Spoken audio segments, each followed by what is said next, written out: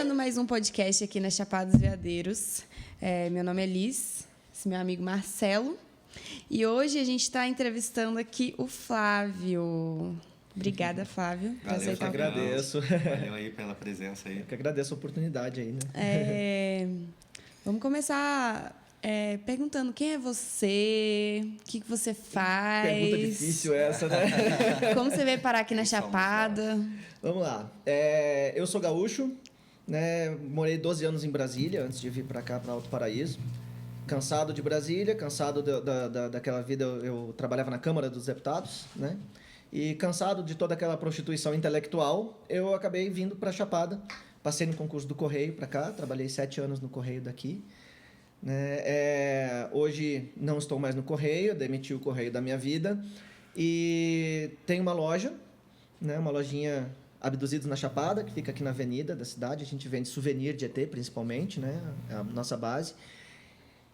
Eu sou professor também, sou professor de física, né? Tenho 2 formações, sou formado em recursos humanos e física. Física eu não tenho o diploma ainda, por conta de um perrengue que eu estou passando com a universidade por causa do estágio. Né? Mas já entreguei TCC e tudo, só a briga que a gente está lá por causa de documentação de estágio, mas logo o diploma vem também. Eu, além de físico, sou ufólogo, né? Sempre gostei desde os 14 anos que eu estudo sobre ufologia. E eu gosto muito, assim, como físico, eu gosto muito da ciência, né? Então, eu gosto muito das coisas certinhas no sentido de estudo, né? De comprovações e tal. Estou sempre buscando isso, mas nunca largando de mão a espiritualidade. Né? Então, eu sou um físico espiritualista. Né? O caminho do meio. Exatamente. E ainda tem a ufologia no meio. Ainda tem a ufologia que vai para os dois lados, né? A ufologia, a gente pode falar, que a gente vai falar hoje aqui sobre a ufologia casuística, que é a ufologia de você ver alguma coisa, um caso que aconteceu, né? Por isso chama casuística. Tem a ufologia científica, que é o estudo de dados científicos sobre a questão da tecnologia. Provas, como é o caso agora do USS Nave, né, da Marinha Americana, que liberaram algumas imagens de 2014, os documentos, né, essas coisas assim. Então, dá para fazer alguns estudos científicos bem interessantes. E também tem a ufologia espiritual, né, que a gente fala de seres de outras dimensões que vêm e se manifestam através de uma sessão, uma mesa espírita, uma sessão de incorporação, né, e se manifestam trazendo também mensagens sobre nova era, sobre toda essa coisa mais holística e mais mística. E esses aí seriam uns alienígenas espiritualizados e os outros mais tecnológicos? A questão seria mais dimensional, né? Quando a gente fala de dimensões dentro da física, você pensa 2 dimensões, um papel. Né? Um papel tem 2 dimensões. 3 dimensões. A gente pode pegar um copo, pode pegar uma garrafa. Nós mesmos somos tridimensionais. Esses seres que se manifestam, eles já estão em 4ª dimensão, 5ª dimensão, 6ª dimensão. Então, são dimensões superiores que têm acesso à nossa dimensão. A gente não consegue acessar eles porque a gente tem o limite tridimensional. Entendi. Mas eles conseguem acessar facilmente o mundo tridimensional aqui através de outras dimensões. Mas como que você decidiu estudar ufologia? Você já tinha tido alguma experiência? Como é que surgiu essa ideia? Assim? Eu sempre gostei muito do assunto, né? O assunto alienígena sempre me fascinou, né? E quando eu tinha 14 anos, a gente se juntou para... molecada, né? Vamos fazer uma vigília na beira da praia, lá no Rio Grande do Sul? Vamos fazer uma vigília. Aí a gente ia para a beira da praia, ficava lá tomando vinho, conversando, tocando violão e tal. Até que um dia a gente viu uma coisa, né? A gente viu uma estrela no horizonte que a gente achou estranho, porque a gente nunca tinha visto aquela estrela, brilhava muito. Aí, de repente, ela desceu, sumiu e voltou. Ela fez esse movimento umas 4 vezes, desceu e voltou, aí desapareceu. Aí a gente realmente viu uma coisa que começou como uma brincadeira, a gente viu que tinha algo acontecendo ali a mais. E eu me interessei muito pelo aquele acontecimento e comecei a estudar cada vez mais sobre ufologia, né? Sei que tem muita piração, muita teoria da conspiração. Não sou muito adepto de teorias da conspiração, mas acredito que algumas tenham sim um fundo de verdade. né? Então, essa coisa de que os reptilianos estão dominando o mundo, a Rainha Elizabeth é reptiliana e tal.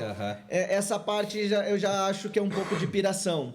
Mas se você for parar pelo lado, ou parar para pensar e ouvir o lado espiritual, aí pode ser que seja, né? A gente existem seres espirituais que estão encarnando na Terra, né, como forma evolutiva. Então, pode ser que ela seja uma reptiliana espiritual, né? Não uma reptiliana física, até porque ninguém sabe a origem dela, né? E isso tudo você aprende na faculdade? Tipo, sobre raça, sobre... Não. A faculdade, ela não fala nada de ufologia. A ufologia, a gente estuda à parte, né? Não existe... existe uma briga muito grande dentro da ciência, porque a ufologia, ela é muito subjetiva. A gente tem muito poucas provas do que está acontecendo. Agora que está começando a aparecer, né? Como esse negócio que eu falei da USS Nave e tal. Mas, até então, a gente tinha relatos, muitos relatos, né? Alguns desenhos pré-históricos, algumas coisas assim, né? Até quando você vai lá para aquele programa Alienígenas do Passado, você já vê muita piração ali também, muita teoria da conspiração, sensacionalismo, né? Ele usa muito sensacionalismo nesse programa, mas algumas coisas são realmente intrigantes. Só que isso acaba fugindo um pouco do que a ciência consegue, até onde a ciência consegue chegar. Então, muitos cientistas não aceitam a ufologia como ciência, né? E a maioria coloca a gente como pirado. É ufólogo, é pirado. Né? Por quê? Porque acha que o ufólogo é o cara que vai olhar uma luz no céu e vai achar que tudo é ET. Né? E não é bem assim.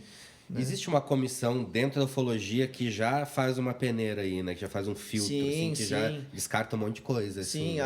a ideia do estudo mais científico da ufologia é você descartar tudo que você conhece.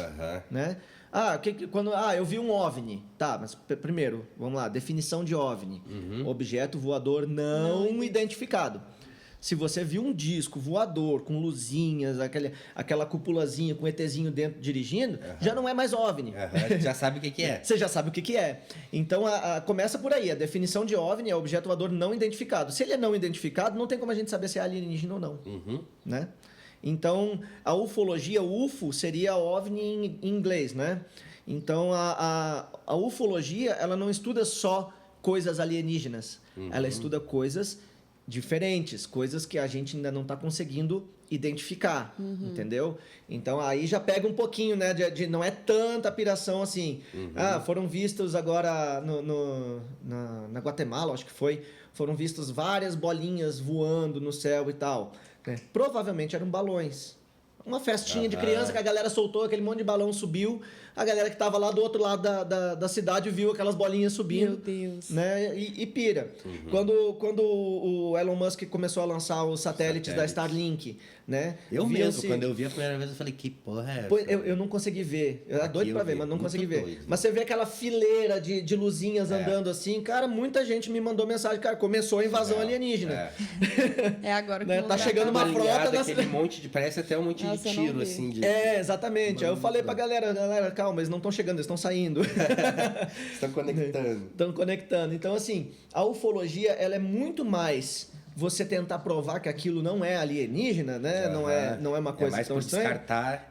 E quando a gente não consegue identificar, ainda existem outras opções humanas, né? Como uma tecnologia militar desconhecida. Sim. Porque os militares, eles estão realmente a 4, 5 saltos tecnológicos à frente da gente, né? E isso é normal, é natural. Por quê? Porque é uma questão de segurança.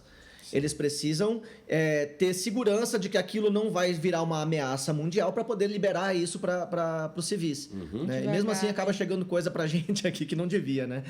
Então, não é errado os militares estarem em saltos tecnológicos à frente da gente. Né? Então, pode ser que seja um teste militar. Né? Sim. Teve uma galera nos Estados Unidos que viu um objeto triangular sobrevoando algumas cidades e tal. Preto. Eu vi.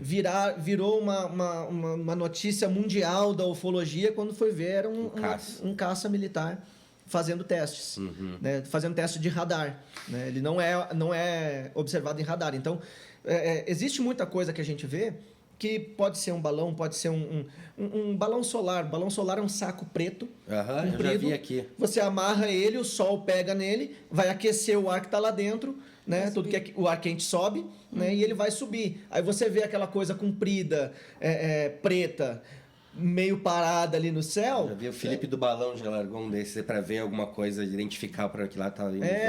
O pessoal solta para ver corrente de ar, né? Eu até zoei no dia, falei, olha, o OVNI, um monte de gente acreditou também. Pois é. É rápido. Ainda mais então, aqui. assim, eu já vi coisas estranhas no céu, mas eu não sei te dizer o que eu vi. Sim. Mas você acredita? Sim. É. Sim, acredito. E esse lance das tecnologias, assim, desde a Segunda Guerra Mundial foi uma coisa que ali teve muita coisa nesse sentido aí, né? De descobertas e procuras. Inclusive os Foo Fighters, né? Foo Fighters, exatamente. Foo Fighters, ela tá com cara de quem não sabe quem são os Foo Fighters. É uma banda de rock. Bora lá, Uma banda de rock. Surgiu ligado. por causa dos Foo Fighters, na verdade. Foo Fighters foram uma intervenção dita por muitos alienígenas durante a Segunda Guerra. Eram bolas luminosas que perseguiam aviões, né? Dizem que essas bolas desativaram algumas bombas nucleares. Já li sobre isso. E tudo mais, né? E foi um fenômeno que não foi identificado em radar, ninguém conseguiu descobrir até hoje o que eram aquelas bolas. É sobre aquela noite oficial dos OVNIs ou Não, outra essa foi parada? aqui no Brasil. Essa foi aqui. Essa foi aqui no Brasil. Essa a gente pode falar dela também. O Brasil, ele é riquíssimo em registros ufológicos e é um dos países que mais tem documentação governamental sobre isso, né? Nós temos uma atenção bem diferenciada para a questão ufológica, né? Então, nós temos 1976, o caso lá de Colares, no Pará, que eles chamavam de chupa-chupas, né? E o próprio Exército colocou o nome de Operação Prato. Isso. Pode A Operação Prato, o que acontece? Começaram a ter relatos de ataques de naves a pessoas. Eram naves, já não eram mais OVNIs, né? Mas eram luzes, né? Tipo, sondas. Não eram só luzes, não. Teve um dos relatos, o pessoal ribeirinho lá, sem muita informação de poder descrever o que era, ele falava que parecia uma lata de leite em pó gigante sobrevoando, né? Então, imagina uma coisa cilíndrica, né? Sobrevoando, e dessa coisa cilíndrica saíam luzes que encostavam nas pessoas. As pessoas que tinham essa luz encostada, como se fosse um laser, um feixe de luz, uma corda de luz, né? Um fio. Quando esse fio encostava nas pessoas, as pessoas desmaiavam. Foi constatado uma baixa muito grande de plaquetas, né? Ficava uma marca queimada, assim. Então, a ideia que se tem é de que eles retiravam sangue. Essas luzes retiravam sangue das pessoas, as pessoas enfraqueciam e desmaiavam. Entendeu? E isso tem registros médicos, tem registros oficiais do governo federal, dos militares. Que ano que foi isso? 1976. Operação Prato, galera. Operação Prato.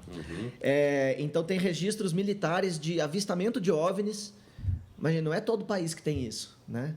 Um relatório militar, né, falando de OVNIs em 1976, que a nossa tecnologia era bem precária, né? A tecnologia mundial já era bem mais precária do que é hoje, e mesmo assim tem registros, né? Existem, aí já são boatos, tá? Existem boatos de que o Coronel Holanda, que era o militar responsável pela Operação Prato, teve um contato visual com um ser, né? Um ser vestido de roupa prateada e tudo, existe esse relato, mas aí não tem nada oficial falando desse ser.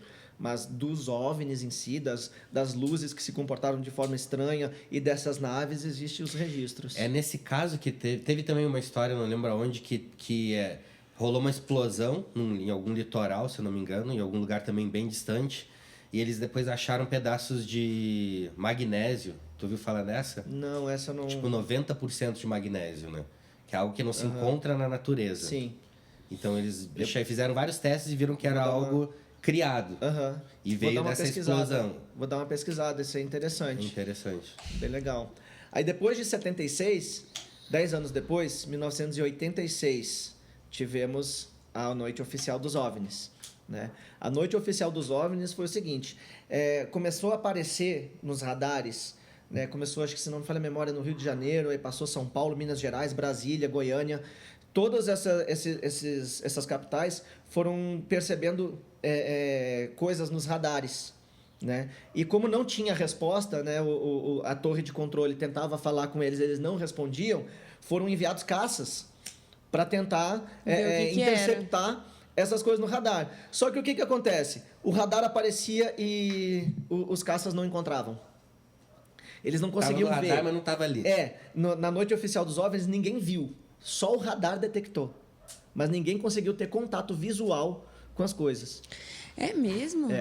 Foi bem interessante. Não tinha um negócio deles tentarem seguir a luz e aí a luz descer? Eles estavam seguindo no radar. Ah. Eles estavam seguindo, se orientando pelo radar. Entendi. Mas quando chegavam lá, eles não conseguiam ver nada.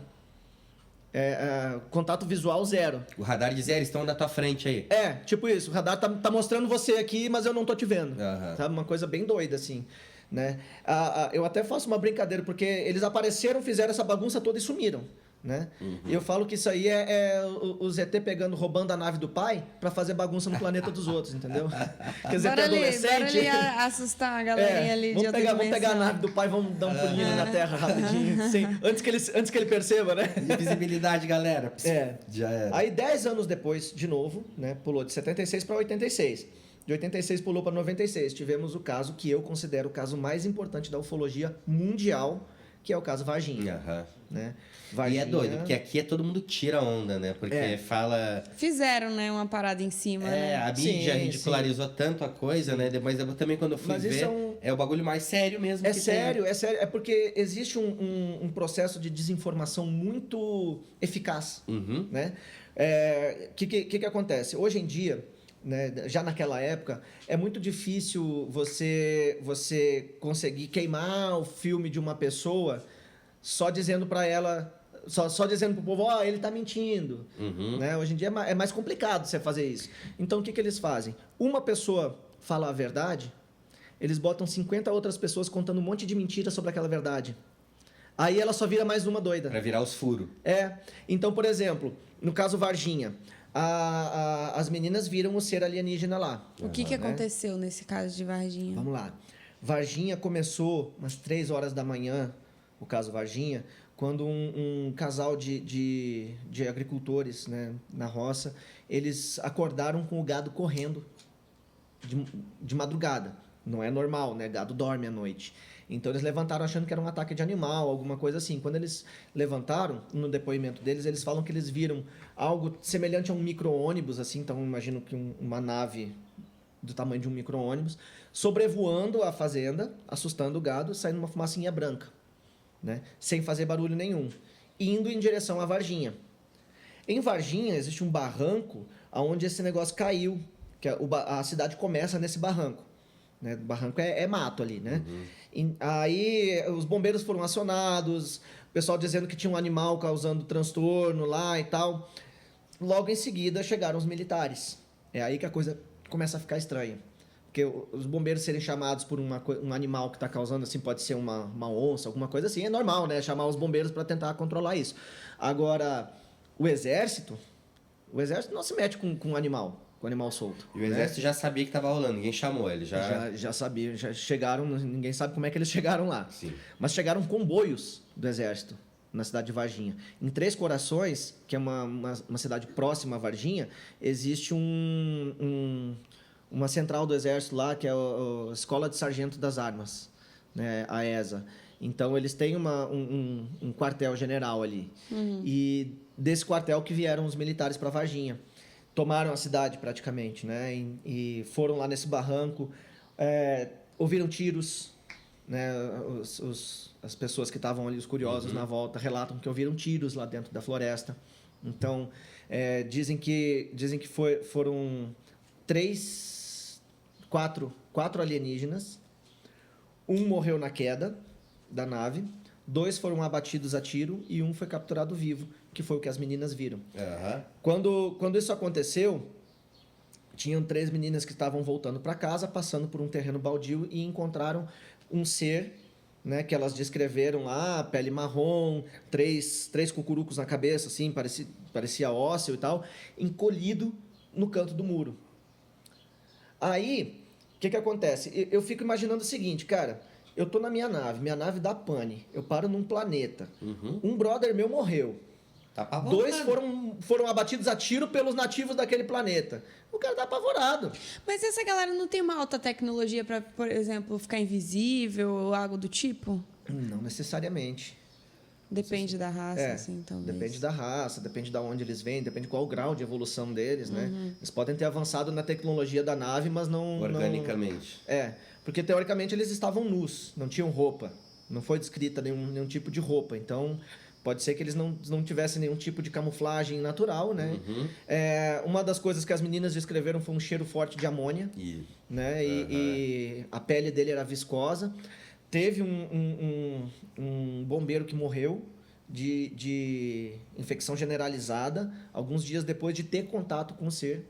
Então, pode ser que eles tenham algum tipo de bactéria na pele que seja nociva pra gente, né? Pelo visto, eles eram pacíficos. Não eram seres... provavelmente uma equipe de cientistas mais provável do que uma equipe de militares alienígenas, né? E provavelmente inteligentes também. Inteligentes para estar numa nave bem mais avançada tecnologicamente. Tadinho, ele estava encolhido no canto, ele estava encolhido no canto. Não, essa foto, ficou famosa. Não, Ficou gente, famosíssima. Não sei disso. Aí o que eles fizeram? Aí começou o processo de desinformação. Plantaram pessoas dizendo que tinham visto... começaram um monte de gente começou a dizer, eu vi aqui, eu vi ali, eu vi um ser que tava com não sei o quê, sabe? Pessoas contando mentiras descaradas, que um monte de mentira descarada mascara uma verdade. Sim. Entendeu? Esse é o processo que eles usam hoje em dia para desinformação, né? Muito mais do que a intimidação. Teve relatos de homens de preto lá, em Varginha, procurando as meninas e as pessoas que estavam envolvidas, né? Os homens de preto é mais ou menos como a gente vê no filme, só que eles são um pouco mais intimidadores. Eles chegam para você e falam assim, o negócio é o seguinte, se você abrir sua boca, sua família inteira vai morrer. Inclusive, na história do Tesla, tem histórias que falam que logo que ele morreu, esses caras chegaram, invadiram o laboratório, sei lá, o lugar onde ele fazia as coisas, e roubaram um monte de coisa deles antes do exército, não, de outra autoridade chegar responsável. Assim. O Tesla devia ter acesso a informações que a gente não tem, né? Nós, réis mortais aqui, jamais teremos, eu acho.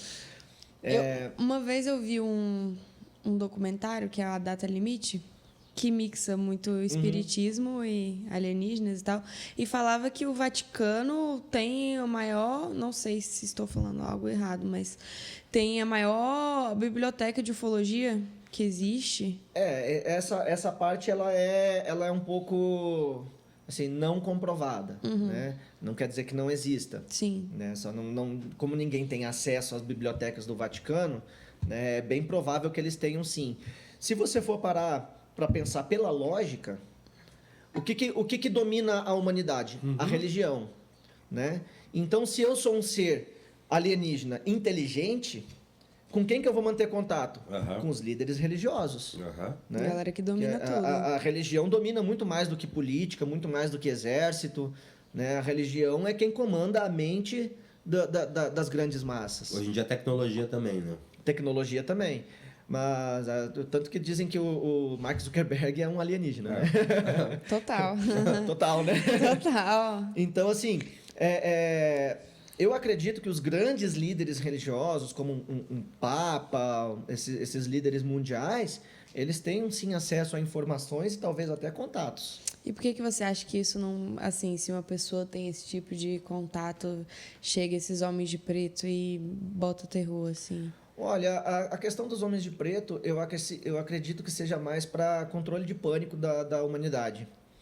Porque se a gente pegar agora, botar uma televisão, uma Rede Globo da vida, uma GNT, e colocar um ser alienígena ali, mostrar para todo mundo, gente, olha aqui, ó, tá aqui, eles existem, estão aqui, vai gerar um pânico tão grande no mundo, o mundo vai entrar em colapso. Começa que a religião, bum, Deus, bum, começa a mudar tudo. A NASA... Agora, não sei se foi no início desse ano, no final do ano passado, uma coisa assim. Agora, recente, a NASA convocou 20 líderes religiosos mundiais para discutir como que as religiões vão tratar quando vier a notícia de que existe vida fora da Terra. E o Vaticano já deu também, né? O Papa já meio que falou, existe. Quer dizer, a gente acha também que existe. Sim. Então, assim, eles já estão começando a trabalhar isso na cabeça das pessoas, aos pouquinhos. Então, solta um videozinho aqui, que nem o do Pentágono, né? Uma informaçãozinha da NASA ali, de que está estudando sobre isso e tal. Não está estudando, já sabe. Já sabe. Né? Mas por que eles estão fazendo isso? Porque não pode pegar e abrir o jogo assim de uma vez. Geral vai em dar pânico. Ruim. Geral entra em pânico. Vai ter gente querendo matar o outro. Eu vou matar meu vizinho porque eu acho que ele é um alienígena. O começo do coronavírus. Você vê um pânico, né? Pois é. Então, assim, a gente precisa realmente controlar esse tipo de informação. Não dá para sair falando abertamente para o mundo. Tem que ser em dose homeopática. Tem que ser em dose homeopática. Até que esteja todo mundo mais ou menos... sabendo, claro que um ou outro vai entrar em pânico, não já tem meio jeito, preparadinho, pelo menos. Mas já deixa todo mundo meio preparado, os líderes religiosos já estão estudando uma forma de acalmar os ânimos, né? Eu acredito que isso esteja relacionado também ao James Webb, que é o telescópio que foi lançado em dezembro do ano passado, que é um telescópio que vai... Eles dizem que vai substituir o Hubble, né, da NASA. Só que ele não vai substituir, ele trabalha em frequências diferentes do Hubble. O Hubble trabalha no espectro de luz visível, ele vai trabalhar no infravermelho. Isso significa que ele vai enxergar mais longe, né? Ele vai ver galáxias primordiais lá do início, logo depois do Big Bang, tipo, uns milhões de anos depois do Big Bang, que é bem próximo, né? E bem provável que ele vai identificar planetas com vida. Então, já estão prevendo isso, ou já viram isso, e o James Webb não vai conseguir esconder esse tipo de informação. Por isso que já estão trabalhando com isso. E você já teve algum contato mais a fundo, assim, tal? Já conversou? Fisicamente, não. Não. Fisicamente, não. Mas dentro da ufologia espiritual, sim. Né? Lembra que eu falei que a gente tem a ufologia casuística, a ufologia científica e a ufologia espiritual. A casuística, ela trata de casos específicos. Aconteceu Varginha, aconteceu a Área 51, aconteceu um crop circle, né, que é aqueles desenhos em plantações e tal. A ufologia casuística, ela trata casos isolados. A ufologia científica, ela pega esses casos isolados e tenta ver qual é a ciência por trás disso tudo. Né? Aplica o método científico para tentar descobrir o que estava acontecendo ali. E a ufologia espiritual, ela vai trabalhar na parte da espiritualidade mesmo. Né? Então, seres alienígenas que entram em contato com a gente... Né, de uma forma de incorporação, ou alguma mensagem, espiritismo, né, dentro principalmente dessa linha, mas às vezes até uma intuição que você tenha, se você tem um contato com um ser, pode ser uma mensagem deles. Então, é uma coisa meio... assim, a gente não tem uma definição clara dos limites né, da ufologia espiritual. Mas eu sou espiritualista, né, e frequentei muito tempo um centro chamado Casa de Luz Arcanjo Miguel, e lá a gente tinha contato com um ser de quinta dimensão que veio nos falar da transição do planeta Terra para a nova era. Né? Aí já entra um assunto totalmente diferente da física, né? Que é o assunto da nova era. É uma era planetária, né? De acordo com esse entendimento, os planetas também são vivos. Né? E eles também têm as suas fases, suas eras, né? Assim como nós temos a fase de infância, adolescência, adulto, velhice, os planetas também têm essas fases. E a Terra está mudando de fase. O planeta Terra, até então, era um planeta expiativo, onde as pessoas encarnavam aqui para pagar aquilo que fizeram, né? De ruim, de karma, né? seja o nome que for, mas para limpar o seu histórico de coisas ruins e começar tudo de novo. Isso no âmbito universal, até de outros planetas. Sim. A ideia é que vários planetas, existam vários planetas com várias fases diferentes, né? E a Terra era um de expiação, onde você vinha para você pagar aquilo que você fez, né? Seja o nome que for, pecado, karma, o que for, e continuar o seu processo evolutivo. A ideia do universo é sempre a evolução, né? Dentro dessa linha. E agora a Terra está mudando de era e está virando um planeta de iluminação, onde os seres que estão chegando agora, eles não vêm para pagar, mas vêm para aprender. Entendeu? Eles não estão mais buscando limpar o que fizeram de errado. Eles estão buscando aprender a não errar mais. Existe uma diferença sutil, sim. né? E a gente vê, assim, a questão da mentalidade de algumas crianças que estão chegando Total. aí. Você olha e fala, cara, que é isso, velho? Tá dando aula aqui. Minha Da onde sobrinha, saiu isso, né? Esse minha conhecimento. sobrinha, com 8 anos, deu uma aula com um primo da minha esposa, que ele chegou para ela e falou assim, não, vamos fazer um desenho aqui de um castelo, vamos ver quem desenha melhor.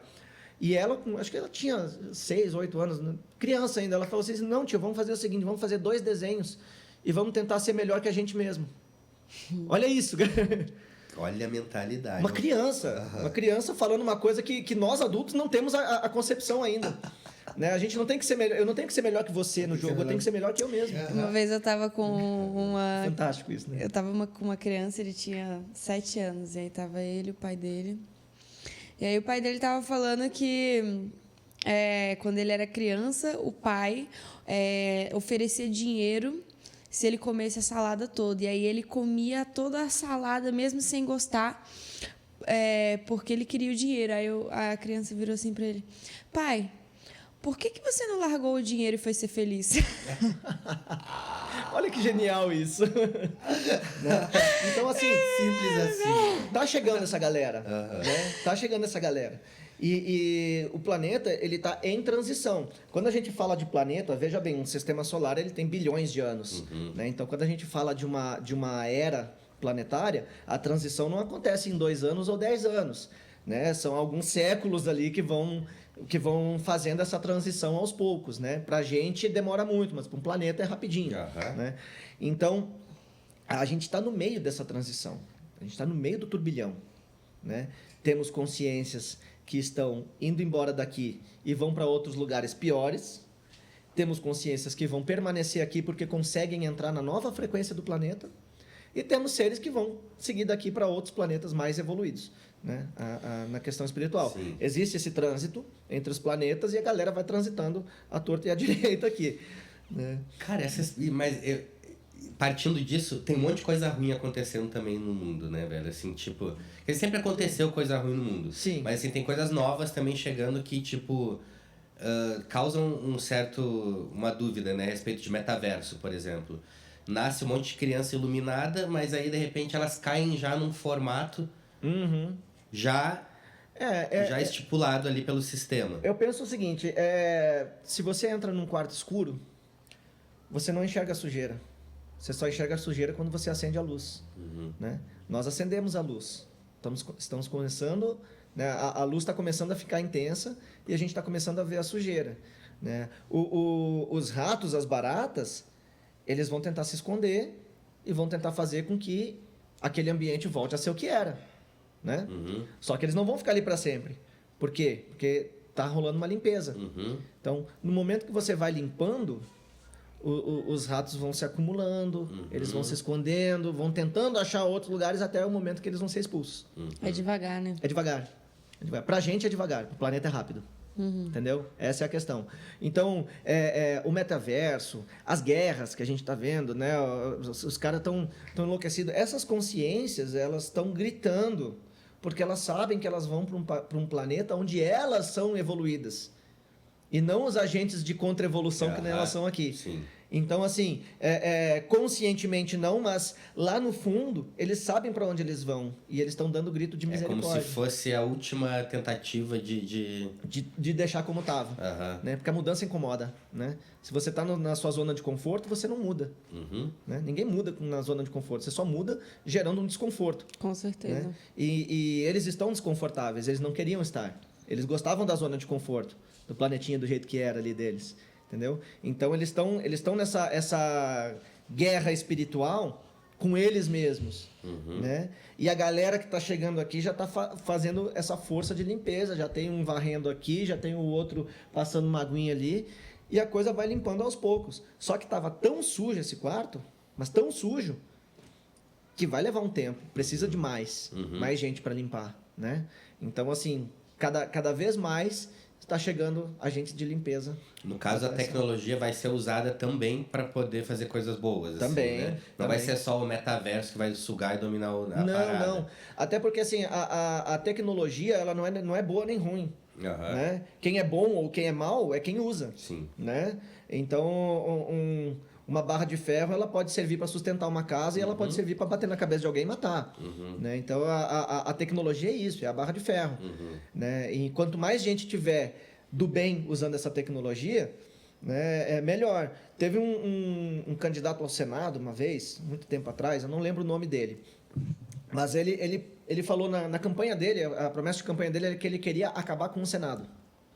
Ele queria acabar com o sistema bicameral do nosso governo e deixar com uma Câmara só, né, a Câmara dos Deputados. E ele queria acabar com o Senado. Aí o pessoal estava rindo dele, pô, você é candidato a senador e quer acabar com o Senado? Ele falou, gente, eu não consigo fazer daqui de fora, eu tenho que estar lá dentro. Para poder fazer alguma coisa, eu tenho que estar lá dentro. Então, pessoas boas estão entrando no metaverso também. Sim, sim. Né? Pessoas boas também estão lá dentro, agindo de forma a isso não acabar com a gente. Sim. Entendeu? Assim como tem os maus, tem os bons. E o bem e o mal fazem parte da gente. Né? Como disse o Sirius Black lá pro Harry Potter, né? Não existe só luz ou só trevas, né? Todos nós temos luz e trevas dentro da gente. Resta a gente saber de que lado a gente vai agir. Então essa briga do bem e do mal, aquela história do lobo, todo mundo tem 2 lobos dentro de si, né? Qual lobo que você vai alimentar? Tudo isso está conectado, né? Tudo isso está agindo o tempo todo. A gente não vai chegar a um momento em que não vai mais existir o mal no mundo. Por quê? Porque faz parte do processo evolutivo. Você tem que ter uma comparação. Sim. Né? Se você acende a luz, alguma coisa vai fazer sombra.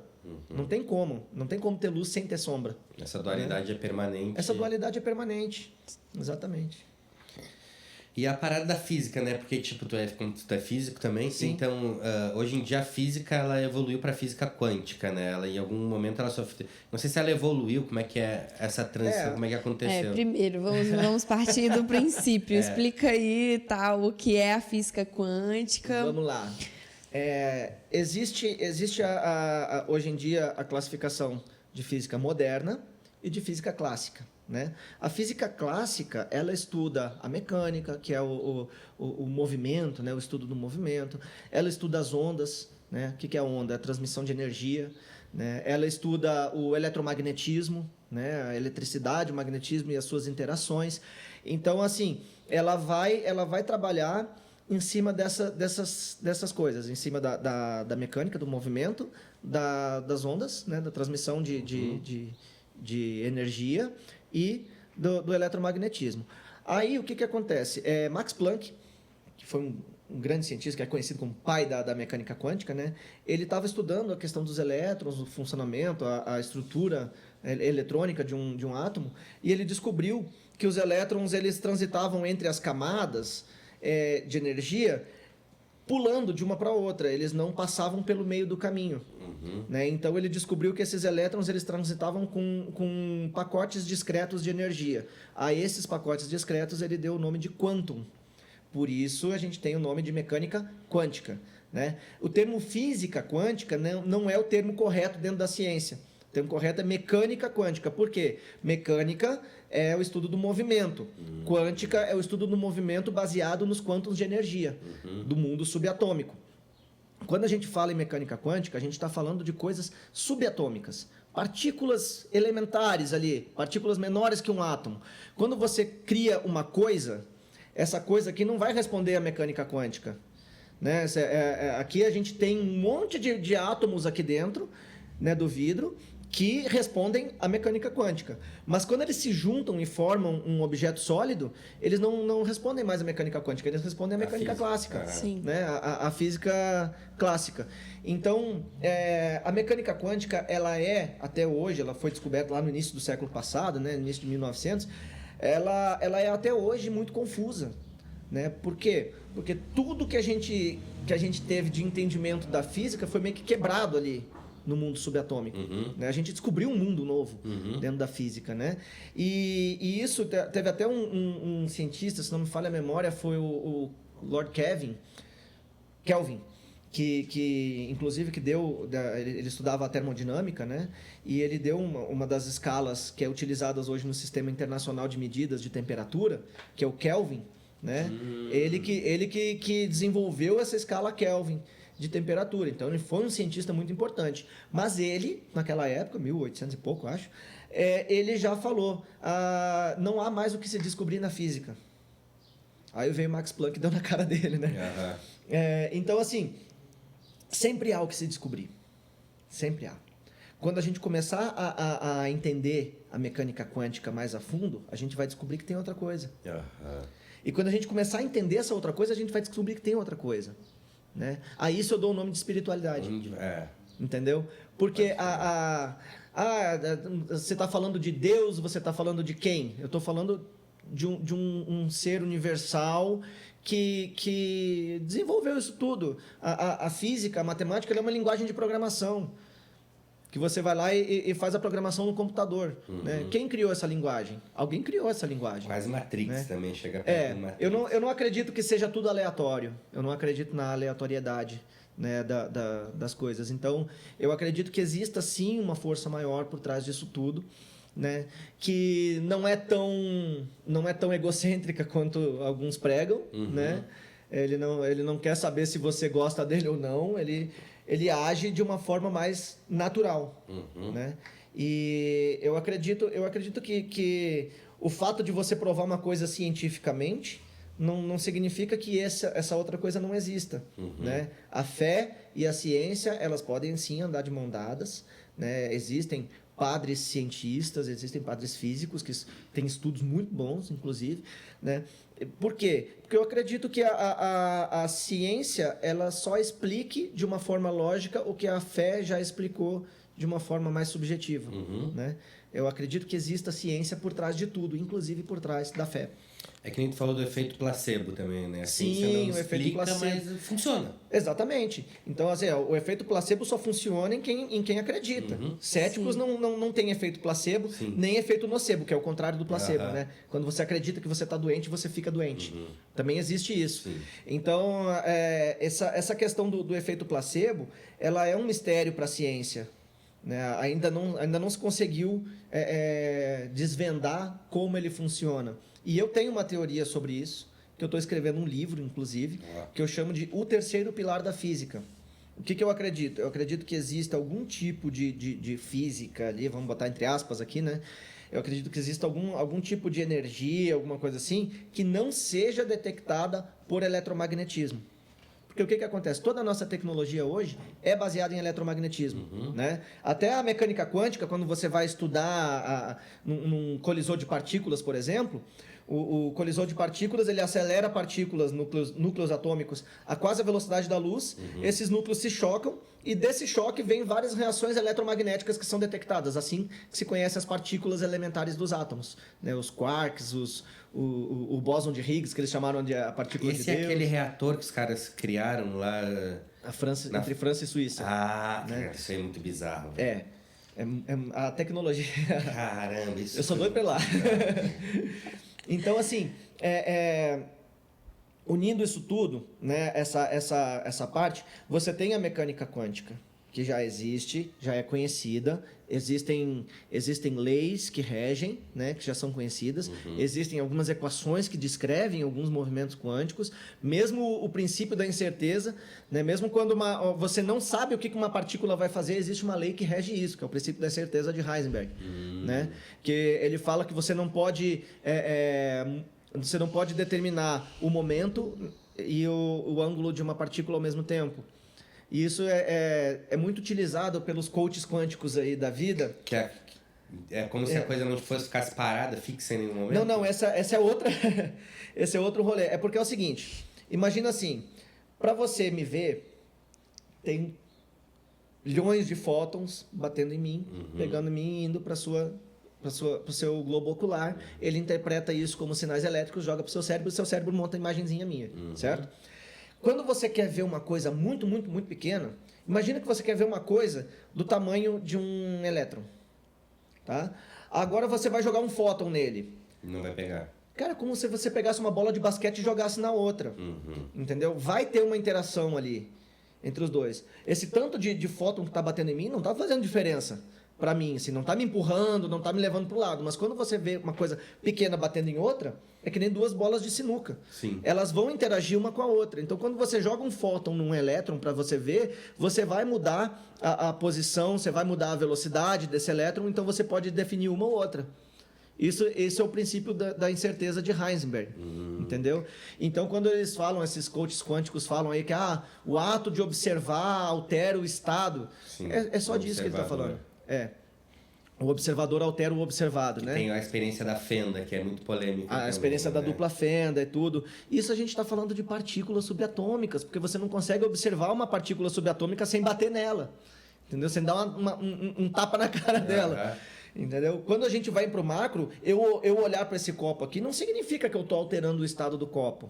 Né? Eu já vi coaches quânticos falando que se ninguém está olhando para uma coisa, ela pode não existir. Aí entra aquela questão lá do Schrödinger, do gato, né? O gato na caixa. Gente, ninguém botou um gato numa caixa, não. Né? Ninguém fez essa maldade com os bichanos, não. Ele é físico, tá bom? Ele só não falou aqui, mas ele sabe tudo. Eu fiquei de recuperação em todas. Eu só aprendi depois que eu saí da escola, né? Sabe todos os assuntos da fenda do gato. Eu falei, gente, que... Mas são coisas que se fala muito. Se fala muito. E tem muita nuvem em cima desse assunto, que deixa ele meio assim... Que a galera acaba usando isso para distorcer mais ainda a realidade. Né? A questão do gato do Schrödinger, ela é o seguinte. Schrödinger, ele estudava mecânica quântica, né?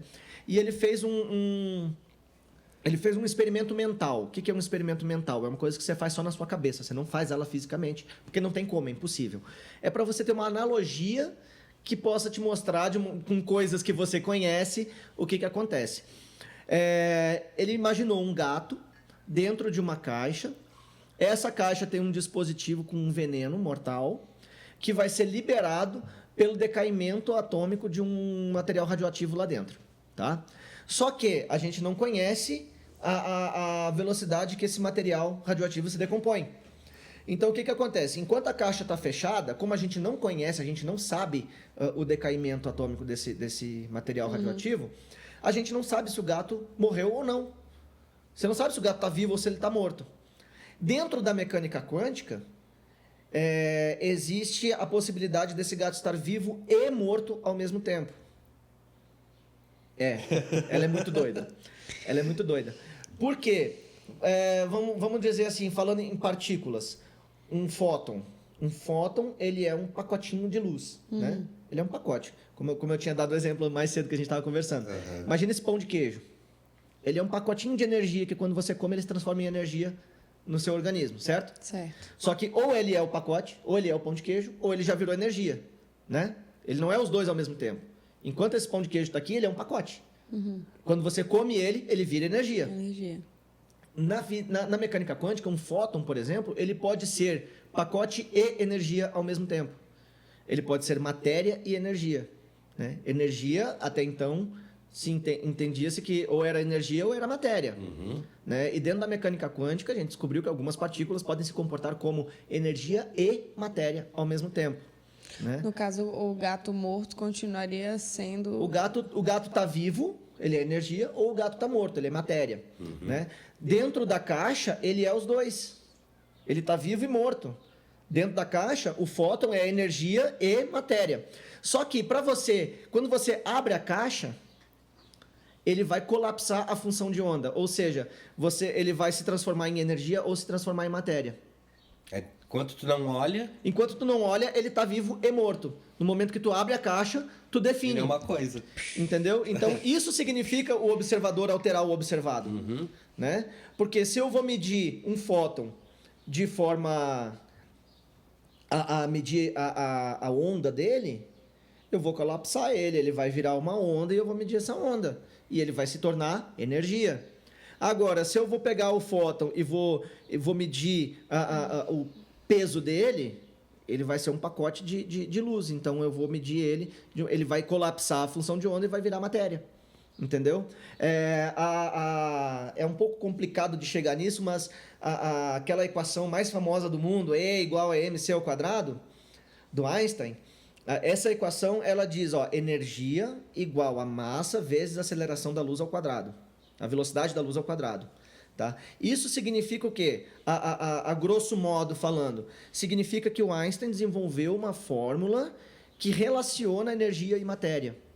Matéria pode se transformar em energia, energia pode se transformar em matéria. É isso que aquela equação E igual a mc ao quadrado significa. Entendeu? Só que são valores astronômicos que a gente está falando aqui. Né? Porque a velocidade da luz é um valor alto. Imagina ela ao quadrado. É um valor mais alto ainda. Então, a energia vai ser igual à matéria vezes a velocidade da luz ao quadrado. Né? Então, se você quiser transformar essa matéria em energia, é só você pegar a velocidade da luz ao quadrado, tá multiplicando aqui e passar para o outro lado dividindo. Lembra a matemática básica, né? Lembra?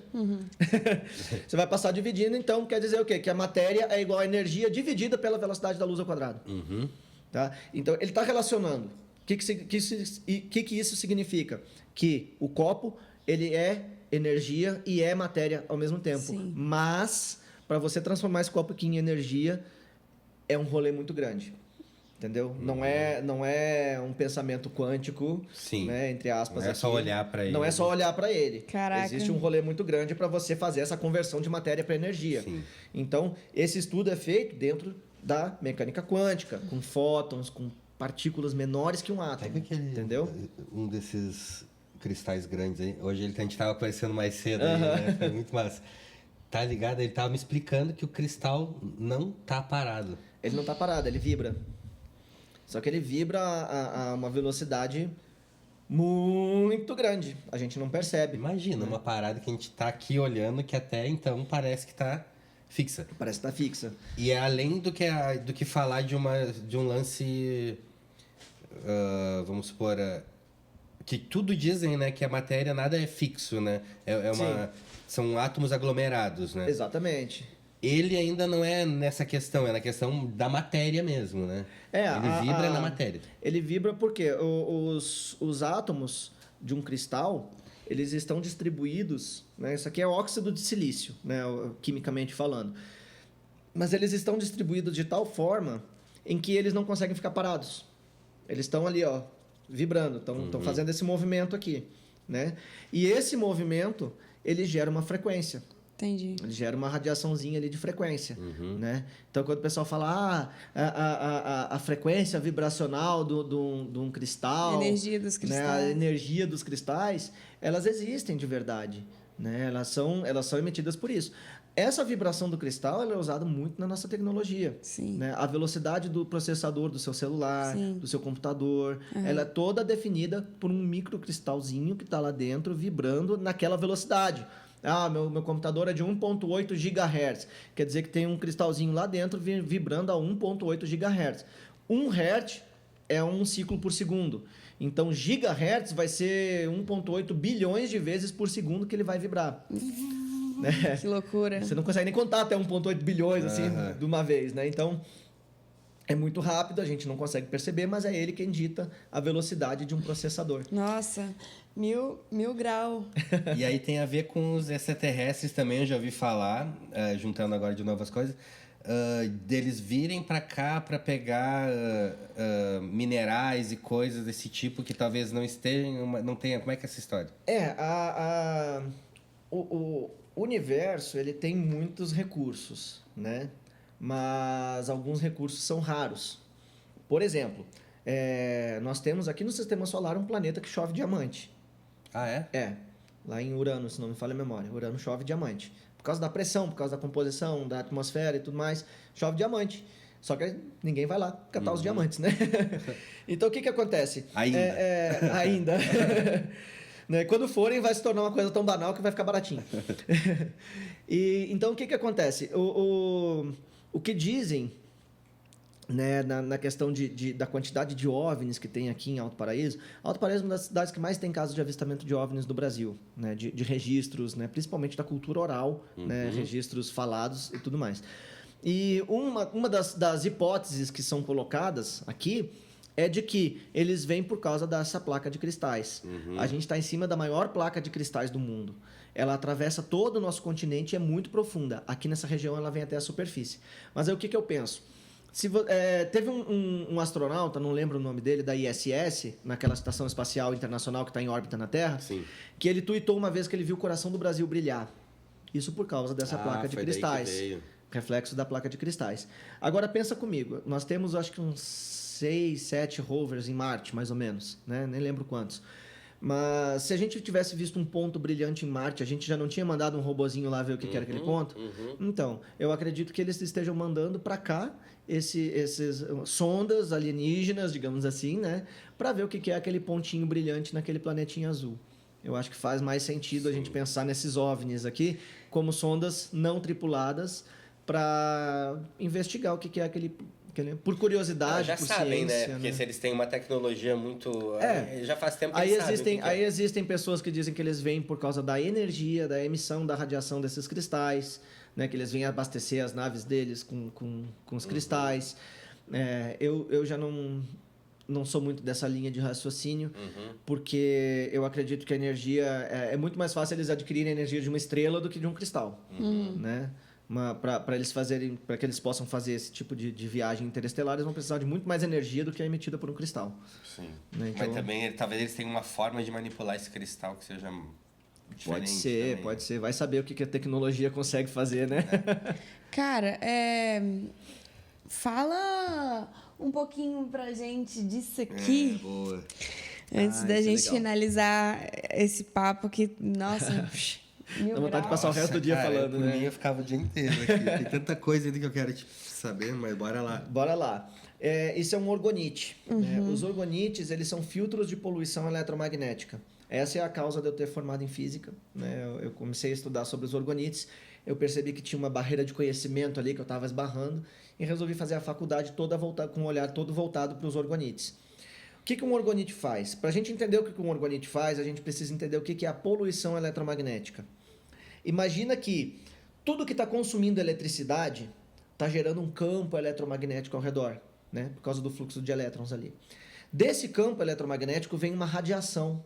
Sai uma radiação, né? Uma faixa de frequência ali.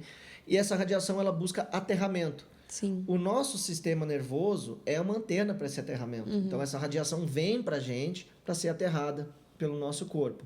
E isso é muito ruim, atrapalha o nosso sistema nervoso. Eu até fiz um testezinho com ele aqui para mostrar essa radiação. Quem tiver aqui em Alto Paraíso quiser que eu faça esse teste, pode ir lá na loja Abduzidos, né, que eu faço o testezinho, é bem legal. E essa radiação, ela atrapalha toda a comunicação celular, atrapalha um monte de coisa, causa um monte de problemas secundários, né? O que o orgonite faz é ele se transforma numa antena mais forte do que nós somos para essa radiação. Então, primeiro, ele vai puxar a radiação para ele. Sim. Né? Então, já livra a gente dessa radiação. Segundo, lá dentro, dentro do orgonite, ele tem um cristal de quartzo, de preferência envolto em uma bobina de cobre. Esse cristal de quartzo vai transformar a frequência dessa radiação na frequência que ele próprio está emitindo. Então, é uma frequência. A frequência que o cristal emite não é uma frequência nociva. Ela não vai buscar aterramento, não vai prejudicar o nosso organismo. Então, ele vai pegar aquela radiação que está fazendo mal, transformar ela numa radiação que não faz mal e jogar de volta para o ambiente. Entendeu? Ele é um modulador frequencial, basicamente. Né? Então, tem muita mística por trás dos orgonites. Tem muita gente que acha que o orgonite é física quântica. Não é eletromagnético. Né? Não tem nada a ver com quântica, voltando ao assunto da quântica, né? Tem nada a ver com quântica, é eletromagnetismo mesmo que o orgonite trabalha. E ele trabalha fazendo essa filtragem. Então, ele está o tempo todo puxando e devolvendo, puxando e devolvendo, puxando e É devolvendo. bom ter, assim, atrás dos aparelhos eletrônicos, dentro de É bom casa. ter perto da gente. O ideal é que seja perto de você, né? Porque o orgonite, ele cria uma bolha ao redor dele, que dentro dessa bolha ele puxa a radiação para ele. Né? Se a gente estiver dentro da bolha, a radiação vai para o orgonite. Se você estiver fora da bolha, vamos supor que esse orgonite aqui faça 1 metro de bolha, um raio de 1 metro. Né? Se a gente está mais de 1 metro dele, a radiação vai vir para a gente. Tem que criar um anelzinho, um colarzinho de orgonite, será? Mas aí entra a questão do tamanho. Que um orgonite muito pequeno, que eu já vi orgonitezinho de brinco, orgonitezinhos pingentinhos desse tamanho de orgonite, Não adianta. então ele vai dar 1 centímetro de raio. E um grandão, ele vai fazer uma parada, vai ter um raio maior. Então. Vai ter um raio maior, mas aí também existe um limite. Não adianta fazer um orgonite do tamanho dessa casa aqui, do tamanho dessa peça, do tamanho da cidade, porque o que dá o raio de atuação no orgonite é a pressão que a resina faz no cristal quando ela cura. O cristal ele tem um efeito chamado piezoelétrico, ele gera uma microcorrente elétrica quando ele é pressionado. Né? O cristal de quartzo, a turmalina negra, né? O osso humano também faz isso. É engraçado isso. Doideira, hein? Mas aí, o que vai acontecer? Essa microcorrente elétrica, ela é meio que o motor do orgonite. Sim. Então, é essa pressão que vai fazer com que o orgonite expanda a sua área de atuação. Quando a gente coloca uma quantidade muito grande de resina, vai chegar um ponto ali que não vai fazer diferença. A quantidade de resina vai continuar fazendo a mesma pressão. A pressão não vai mais mudar. Né? Se ela está muito fininha, ela vai engrossando, ela vai mudando. Sim. Chegou desse tamanho aqui, daqui para trás, não sofre mais interferência dessa pressão. Sim. Então, a partir daquele momento, passa a ser inútil um tamanho maior. Entendi. Né? Cara, já viu que se a gente põe um fio de cabelo amarrado em volta do cristal, bem coladinho, e põe fogo, o cabelo não queima? Não queima? Não queima. Eu não fiz esse teste, não. Cara, isso eu fiquei quando eu já vi. quero fazer esse teste. Depois vamos fazer. Vou ter que deixar crescer o cabelo. Vou pegar um da Liz emprestado. Que legal. Pô, então, cara, é isso aí. Por questão de tempo, a gente vai ter que, né? Não, mas já estão convidados a continuar o papo depois lá na loja. Vamos fazer a parte 2. A parte 2 aí, porque tem muita coisa ainda pra rolar aí. É muito assunto. Vai ser um prazer fazer essa parte 2 com vocês. Até então foi muito bom aí. Pô, valeu demais. Valeu. Mesmo. Obrigada, meu querido. E é isso aí. Tamo junto. Flávio, pra quem não conhece, ele tem uma loja, então, aqui na Avenida, Abduzidos. E muito legal, passa lá, ele tem um telescópio pra pessoa ver lá. De quinta a sábado. De quinta a sábado. Quinta a sábado, de 7 às 10 da noite. A gente é um mix de ET, física, espiritualidade. Entendeu? E ainda tem minha esposa que faz mapas astrais, né? Olha, trabalha com astrologia. Então... Chegamos num assunto interessante. Vou chamar ela aqui também pra falar de astrologia. Então diga aí, qual que é seu signo, seu ascendente e uma lua? Só para finalizar aqui. Só para finalizar, eu sou aquariano, com ascendente em Áries e lua em Gêmeos. Olha isso. Mistureba. Fiquei com a lua. Legal. Massa. Muito obrigada pela participação. Obrigado pela oportunidade também de estar aqui. Tamo junto. Nós agradecemos aí. Valeu. E é isso, galera. Mais uma vez aí, terminando um outro podcast aqui na Chapada Veadeiros Multicultural. Já sabe, por favor, curte, compartilha, ativa o sininho, dá uma comentadinha aí embaixo, se inscreve, faz todo aquele protocolo que todo mundo pede aí, porque vocês ajudam muito o nosso corre aqui da Chapada e pra gente poder sempre trazer novos assuntos pra vocês. Isso aí. Isso aí. Tamo junto. Valeu, gente. É nóis. É nóis.